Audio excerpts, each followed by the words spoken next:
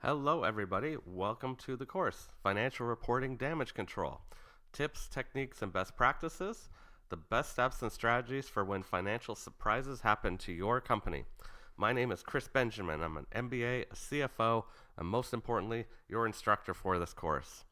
Now, in the next video, I'm going to do a little bit more of an introduction to me and my background so you can learn about why I'm qualified to be your instructor on this course. But in this video, I wanted to go ahead and just tell you basically a brief introduction as to what we're going to be covering so you have a bit of a roadmap as to what you'll be learning in this course.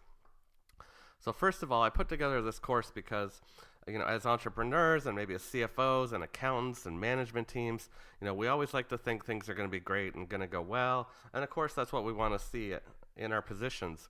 But unfortunately, at some point in our careers, we'll probably all have to deal with the fact that our earnings fall short, and whether it's a month or it's a quarter or it's a year. And for the purpose of this course, we're just going to assume it's a year. So for the course of a year, our earnings fell short from what was expected.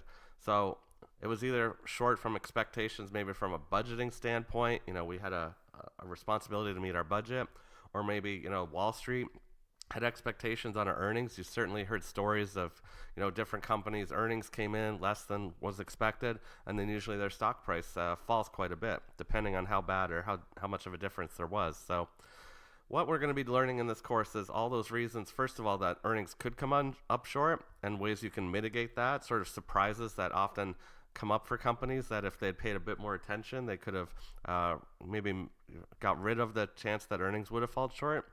And then as well, we're going to talk about just ways to handle that situation. Once you're past the fact and earnings just already fell short, well, how do you relay that information? What are people looking for? What sort of answers are they looking for? And how can you best handle it from a PR perspective almost for your company, so there's the least impact financially on your company from this?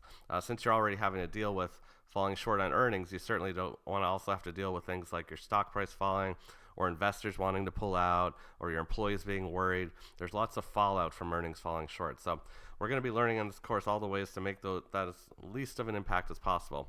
As well, we'll put together a 10-point action plan that you can take so that if your earnings do fall short, what you should be doing, you'll know exactly step by step.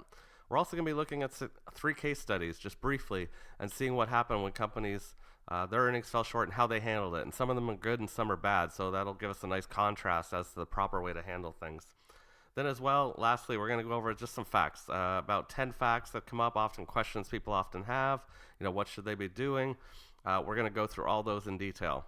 So by the end of this course, you'll feel much more prepared. If you've already gone through a situation where maybe your earnings fell short, or you're just being proactive and want to be ready for that day, then this is definitely the course for you. I'm looking forward to being your instructor. If you have any questions during the course, definitely reach out to me, ask any questions. I'll be happy to answer them, and certainly would love to do that for you. So that said, let's go ahead and jump ahead to the next video.